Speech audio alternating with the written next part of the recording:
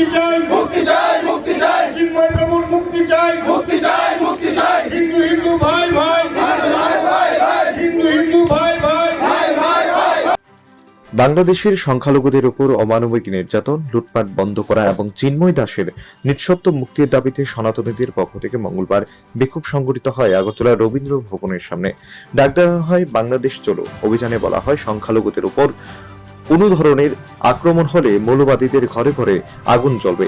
এই প্রতিবাদ বিক্ষোভে অংশ নিয়ে প্রাক্তন কেন্দ্রীয় প্রতিমন্ত্রী প্রতিমা ভৌমিক জানান, বাংলাদেশের 17,000 জায়গায় সংখ্যালঘুদের সম্পত্তি নষ্ট করা হয়েছে, লুটপাট করা হয়েছে, ভাঙচুর করা হয়েছে এবং আগুন লাগানো হয়েছে।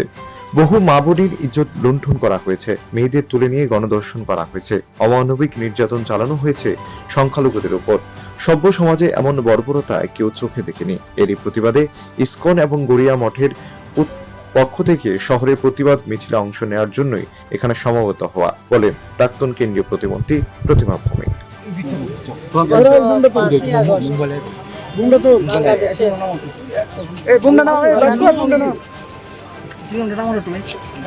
বাংলাদেশ থেকে যখন উনি বেরিয়ে গেছেন তারপর থেকে বাংলাদেশের যে অস্থির পরিবেশ তৈরি হয়েছে সেই জায়গায় আমাদের যারা সংখ্যালঘুরা রয়েছেন তাদের উপরে অমানবিক নির্যাতন শুরু হয়েছে। হাজারের গলি থেকে শুরু করে বিভিন্ন জায়গায় এখন পর্যন্ত আমার ব্যক্তিগতভাবে যতটা হিসাব হয়েছে প্রায় 17,000 জায়গায় হিন্দুদের যারা সংখ্যালঘু রয়েছেন তাদের সম্পত্তি, বাড়িঘর, ব্যবসায়িক প্রতিষ্ঠান থেকে সমস্ত কিছুর মধ্যে আঘাত করা হয়েছে। এবং বিশেষ করে 71-এ তো আমাদের সবেমাত্র জন্ম হয়েছে, আমরা শুনেছি, কিন্তু এবারে নির্যাতনটা আমরা যারা রয়েছি আমরা সবাই সেটাকে প্রত্যক্ষ করেছি যে সংখ্যালঘুদের উপরে যে অমানবিক নির্যাতন শুরু হয়েছে তার প্রতিবাদে। এবং গত কিছুদিন আগে যিনি সংখ্যালঘুদেরকে নেতৃত্ব দিচ্ছিলেন ইসকনের চিন্ময় প্রভু, ওনাকে অ্যারেস্ট করা হয়েছে। ওনার নিঃশর্ত যে জামিনের জন্য আমরা আজকে এই জায়গাতে প্রতিবাদ সভার আয়োজন করেছি। আমি মনে করি গোটা দেশের, আমাদের দেশের বা অন্যান্য জায়গায় গোটা বিশ্বের মধ্যে বাংলাদেশের যে বর্তমান পরিস্থিতি সেটা নিয়ে সবাই উদ্বিগ্ন।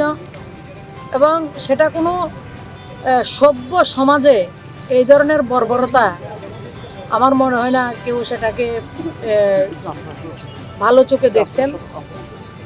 আপনার বিশেষ করে যারা সনাতনী, যারা সংখ্যালঘু রয়েছেন তারা সম্পত্তি লুট হচ্ছে, তাদেরকে জোর করে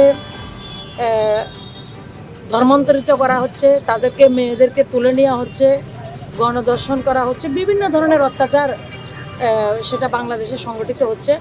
তার বিরুদ্ধে সবাই আমার মনে হয় কথা বলা দরকার। এবং যেটা বলছি যে সভ্য সমাজে কোনো সুস্থ সমাজ ব্যবস্থা সেটা চলা ঠিক না। তো আমরা এই দেশের নাগরিক যারা রয়েছে, আমাদের ত্রিপুরা বলুন, ওয়েস্ট বেঙ্গল বলুন, আমরা বিহারের কিছু অংশ, উড়িষ্যাতে, আসামে, আমিও ব্যক্তিগতভাবে আমার পূর্বজ যারা রয়েছে তারা সেই দেশ থেকে এসছে। যদিও বাংলাদেশ আমরা বলি এটা আমাদেরই দেশ, এটা ভাগ হয়েছিল। আর বাংলাদেশের যে সম্পত্তি এখনও 30% সম্পত্তি যারা সংখ্যালঘু যারা রয়েছে তাদের তৈরি। এবং বিশেষ করে আজকের যে বাংলাদেশ সেটা আমাদের যারা পূর্বপুরুষ তাদের তৈরি বাংলাদেশ। আজকে যারা অত্যাচার করছে তাদের তৈরি বাংলাদেশটা তারা সেটাকে নষ্ট করছেন। তাই আমরা আজকের দিনে সবাইকে বলবো ওদের পাশে দাঁড়ানোর জন্য। যারা সংখ্যালঘু রয়েছেন তাদের সুরক্ষার দাবি এবং চিন্ময় প্রভুর নিঃশর্ত জামিনের দাবি আমরা এই জায়গা থেকে করছি। প্রতিবাদ হিসেবে কি করছেন আপনারা? আমরা প্রতিবাদ হিসাবে আমরা একটা মিছিল করব, যেটা ইসকন এবং আমাদের গড়িয়া মঠ ওনারা সেটা করছেন, আমাদেরকে ইনভাইট করেছেন, তার জন্য আমরা এসেছি। भारत माता की जय, दुनिया